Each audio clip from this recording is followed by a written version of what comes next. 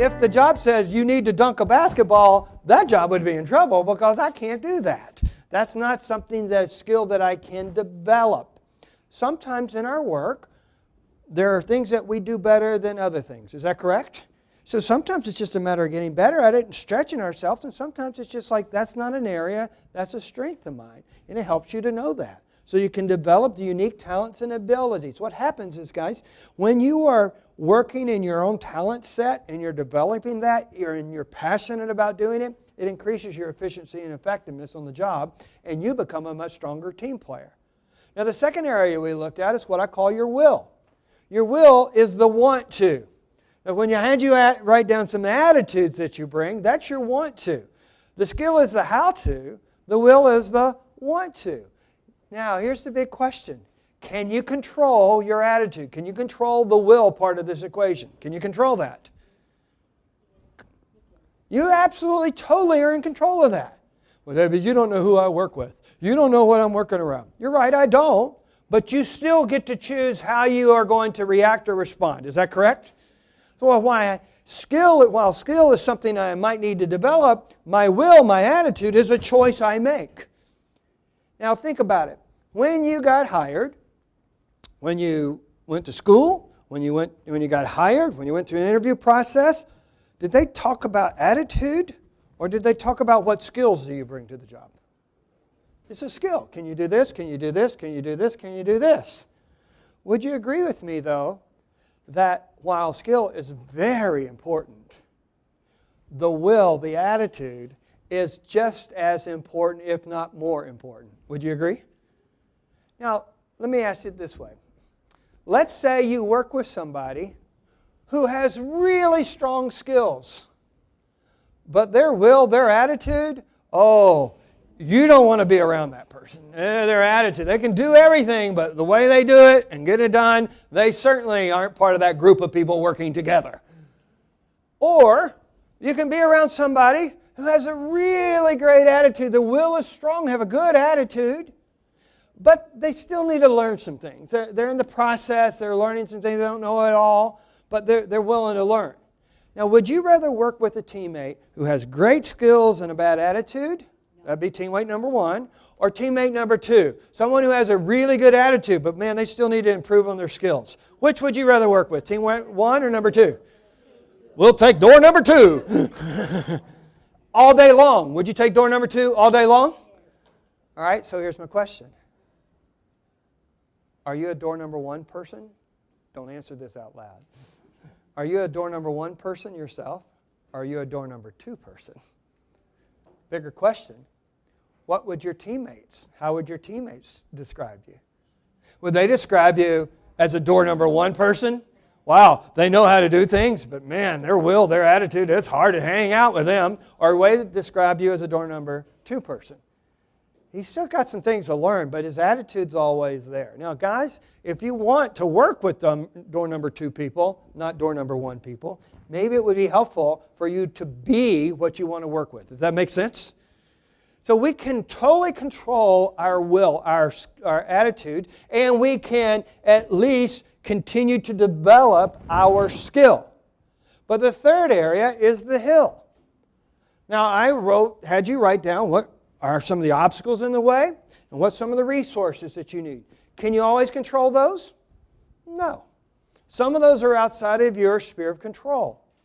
And so if you can influence it, talk to your supervisor, talk to your manager, talk to your colleagues. Hey, there's a hill right here. There's something impeding us. It's not just a little speed bump. It's a barrier. We're having trouble moving together towards our common goal because that barrier is there. Remember, we're going to look for cause, not blame. Let's remove the barrier so we can move more efficiently through this. If it's something that you can do, then by all means do. Here's where I see a lot of team members get frustrated. There's a wall there. Somebody should change it. I'm not moving forward. They're not changing it. I'm not going to change it. It's not my job. They're not even interested in changing it. I'm not going to do anything about it. I'm just going to sit here. Now, here's the problem with that. If I'm a team player and I take that attitude, am I going to be an effective team player? And my lack of effectiveness is going to affect the rest of the team. Is that correct? So what if I figure out a way to jump over it or crawl under it or go around it? So when you, and I'm telling you, there really are real obstacles in the way, and sometimes there really is a lack of resources. I'm not saying everything's perfect. Yet, if I'm going to be a good team member, I want to change those things I can, and the things I can't, I want to figure out how to work around them. And if I can't change it, I can't work around it, then I have to figure out a way to live with it so that I can be effective. A group of people working together for a common goal.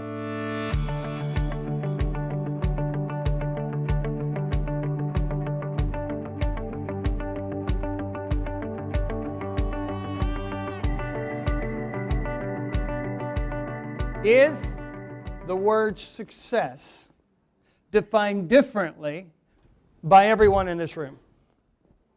I can't say to you what success is for you. I can determine what success is for me, but because we're different, which is a wonderful thing, there's not a cookie cutter, this is successful. Now, there might be some similar things, and there's certainly some similarities that we might have, but success is a unique thing. So when you determine what your future becomes, that becomes your vision, that compelling picture of how you determine what success is for you. And I'd much rather be living and putting my energy towards making that reality than be captive by what's come before. And I'm encouraging, again, you to do the same thing. So let's roll up our sleeves and look at this. So I've asked you this question here. What is your vision of an incredibly wonderful employee? Now, what I want you to do, if you had a magic wand, first of all, look at the person next to you. Just look at them a second. Now, let's assume you work next to them. All right, day in and day out. Some of you actually do, some of you don't. So let's assume you work next to this person every day. Now, I'm putting a magic wand in your hand, and this is what you get to do. You get to go poof. What's your first name? Lucia. Lucia? All right, Lucia works next to me every day. I got this magic wand, and I get to go poof. And I can make her be exactly the kind of colleague I want her to be. Now, what kind of, and I'm playing with you a little bit, but I'm sincere. If you could turn this person into a work colleague that you would enjoy working with, when you came into work, it's like, oh, good. I get to hang out with her. We're going to be able to get our jobs done together. She compliments me. We are a great team. Together, we get a lot more done than if we were at cross purposes. First of all, would you like to have that magic wand? Yes. All right, so pretend you have it in your hand right now. All right, and pretend the person next to you is that person you're going to walk out of here and work with the rest of the day. Write down 4 or 5 qualities, characteristics, attitudes, behaviors you would like this incredibly wonderful colleague, incredible, wonderful employee to have.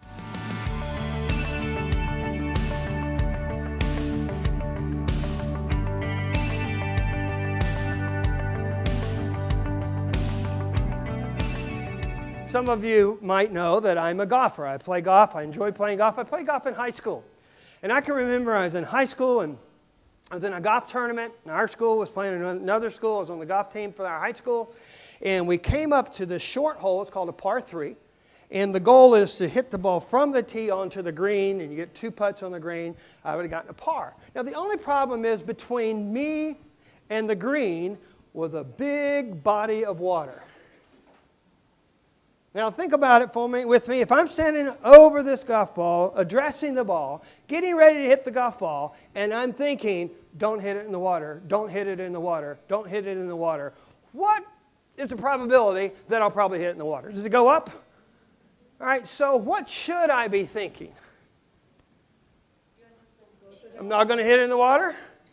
Well, actually, what I want to be thinking is, I don't even see the water. It's called a hazard. I want to see the green. I want to see the goal. I want to see the outcome that I want. And true story, so it was about the 4th hole at this particular golf course, and I'm up there, all the water, and I said to myself, David, you've done this all the time, just like you practiced. You in the green. You in the green. I totally blotted out the water, wasn't thinking about it, nothing but green. Guess where the ball went? Right in the water. Wait, David, you were thinking the right thing. Yes, I was thinking the right thing, but it's not just what I think. I also have to have the competency, the skill to pull it off. Agreed? You take the most valuable thing that you have, and would you agree with me the most valuable thing that each one of us has is our time? I mean, come on, think about it. When the time's gone, you don't get it anymore. You take the most valuable thing you have, which is your time, and you give this time here to your employer. And then your employer pays you for your skills and your abilities that you bring here to work, correct? It's a basic transaction, but that's what happens anytime that we are engaged in the workplace. So you come here and you want, I'm assuming, to do your job well. Fair enough to say? How can I do my job well? How can I be seen as a serious contributor?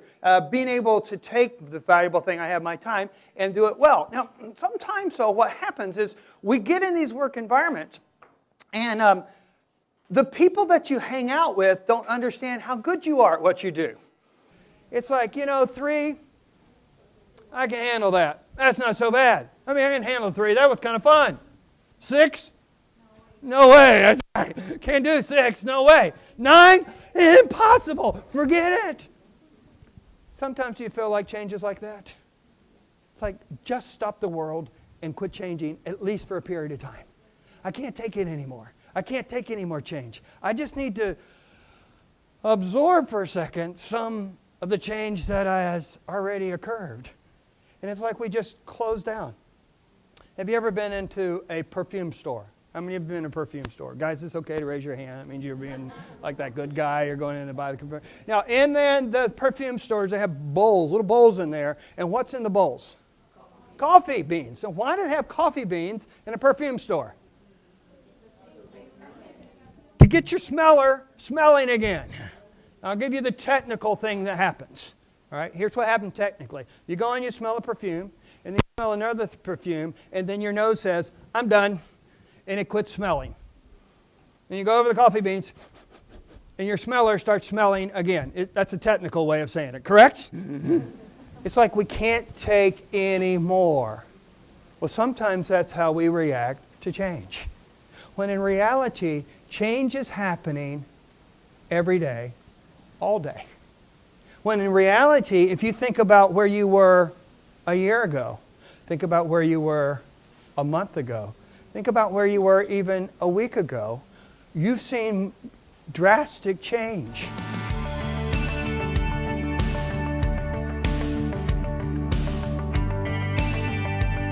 And as some of you are going, oh, please don't stop, David. This is like the best thing that's happened all week long at work. This is great. Those of you that were talking right then, how'd that make you feel? Good? Interesting? Yeah. All right. How about those of you that were talking the first time? How'd that make you feel? Mad? You mad? Did they hate you? Ignored? Just want to just stop talking? I was doing this with a group one time. I said, those of you that were talking the first time, how did that make you feel? And there's a gentleman sitting right down front, right by me, and he looked up at me and he immediately said, normal. Hey, but do we do this all the time? Hey, David, you have a moment? Yeah, go ahead. I just need to finish this up. Now, am I giving the physical attention to the other person? Oh, no, I'm multitasking. I'm multitasking. Oh, women can do it, men can't multitask. Well, some people might take issue with that statement. But regardless of whether you are multitasking or not, what are you saying to the person? You're not that really important. Communication. What did you guys come up with? Interaction. So communication needs to go both ways, right? What did you guys come up with? Build a good relationship. Excellent. What did you guys come up with? Communication again. How about you up here? All right, but we got a lot of communication going on. What do you... Oh, not just communication, clear communication. All right, how about here? You guys come up with something different? Or Ed? Managing ourselves in regard to them. Help your boss help you. All right, now here's what a lot of us think that managing our boss looks like. please. Or,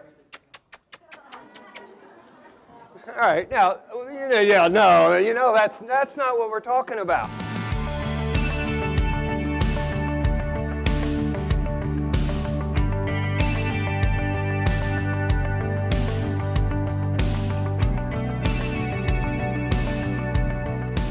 See, small changes over time make a big difference. Now, honestly, see, this works both in the positive and in the negative. If you do the right things consistently and persistently, over time will it make a difference? You think about our own personal health. If you change how you eat, and next week you start eating in a very healthy way, will you see an immediate benefit? You might see a little bit, but not the overall benefit. It will take time. Conversely, one of the reasons that in our country we're having a lot of health problems is that a lot of us have been eating inappropriately and exercising inappropriately, i.e. lack of, for a long time. And over a long time, that starts making a big difference. Is that correct? So this is a principle of life. So what we want to do, though, is leverage this principle as we manage ourselves in regard to time. How many of you would like it if I could give you back some time? Would you like to have some extra time? How many of you would like some extra time? All right. What if I could show you a way that you could get an extra 2 weeks every year? If you had an extra 2 weeks that you don't have right now, would that be good? That sounds like a sleazy salesman right now. If I could do this, would you do this? All right? I want to take this principle, and we're just be very pragmatic, and I'm going to show you the power of this principle.